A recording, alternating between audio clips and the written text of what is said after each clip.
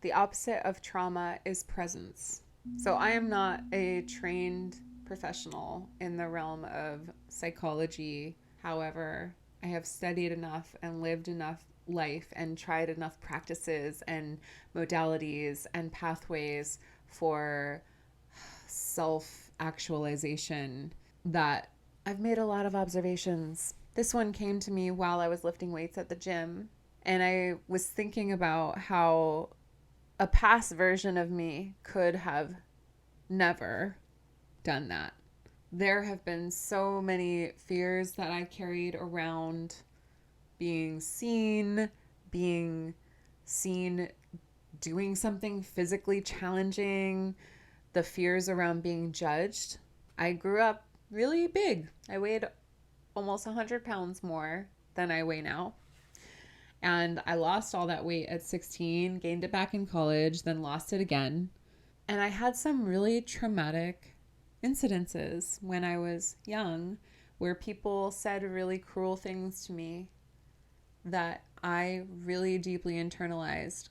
And it made it really hard for me to show up in spaces where I perceived that people were more fit than I was. Because there were several instances when I was young of men in particular making fun of me because of my lack of physical fitness or because of my size, I see how I let that sink in and become a belief that I wouldn't be attractive to men who are physically fit. I really had to undo that. I had to, over time, reckon with the fact that the stories and the narratives that I carried from those moments were simply not true.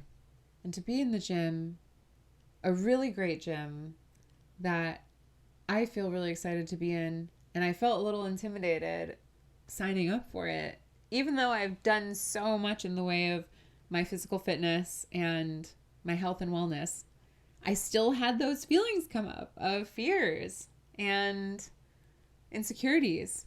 But in the last couple of weeks, I've just been feeling so excited to move forward in my life and take more bold actions from this very rooted, grounded place. And so it felt very natural for me to enter into this area of a new gym where it's all weights and people lifting weights. And I didn't feel the same fear. And as I'm lifting weights, I'm thinking about how the people that are least impacted by their trauma are people who have found presence in something. I don't think that there's a one size fits all answer for dealing with trauma. Some people find it through traditional talk therapy, some people find it through lifting weights, doing something physical with their bodies, doing embodiment work with a mentor. Some people create art as a way to find presence, right? Trauma is something that is pulling us out of being present. Trauma is some story from the past that is often connected to emotion and sensation that is not rooted in the here and now reality. So as we enter into practices that invite our presence, we become more able to notice those places where we go out of presence, where we get activated and triggered into some old story, into some old narrative. And in those moments, we get to practice bringing ourselves back into the here and now. I like to say it is inhabiting the body, like fully inhabiting the body. And to do that, you have to be here and now in this physical space, time, place. When we go to retrieve a memory, we're the active driver of that retrieval. Trauma, on the other hand, is something that pulls us out. And suddenly we lose our focus in the here and now. This is why I love doing work that involves coming back home into the body, this is where everything is happening. This is also why I have come into such a beautiful relationship with God. It is this experience of being so fully present that I become a conduit for the divine, for life force that wants to flow through me, for whatever my soul's expression is. I've heard people say that we are bodies having a spiritual experience, right? That we are like in these bodies but having a spiritual experience. And what if we flip that around and imagine that, well, we're spiritual beings actually having a body experience. We're having a bodily experience.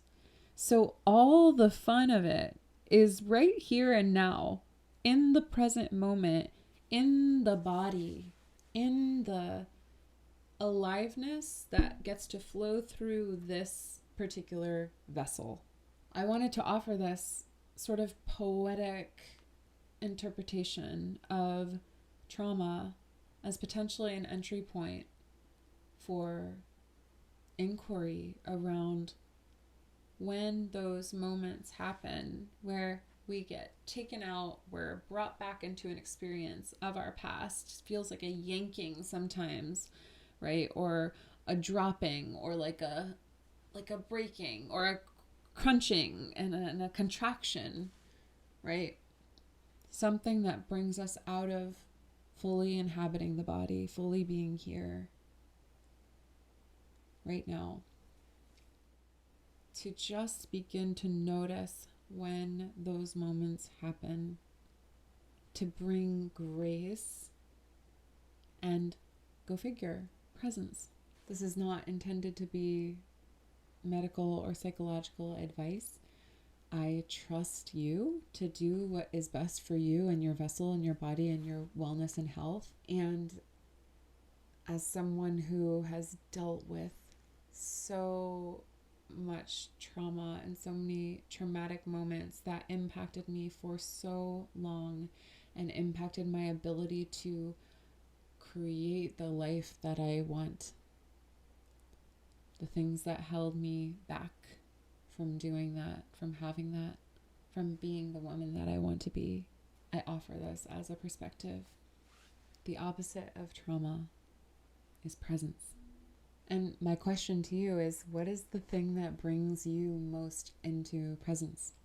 Perhaps it's cooking, or playing with your children, or maybe it is traditional talk therapy, or maybe it's a dance practice, or maybe it's prayer. The more we cultivate an existence where we use whatever we're doing as a way to cultivate presence, the more present we will be, the more we are able to meet those moments where the trauma gets reactivated with love, with tenderness, with gentleness, and continue to come back into the body, into the present moment, and live from that place. Because living from that place of presence, will have one create a very different life than living from those places of reactivity and trauma. And I am so here for people to live from presence, to do what is needed to come into presence in the body, in the moment, as much and as deeply as possible. So, my 2 cents on the matter. Blessings.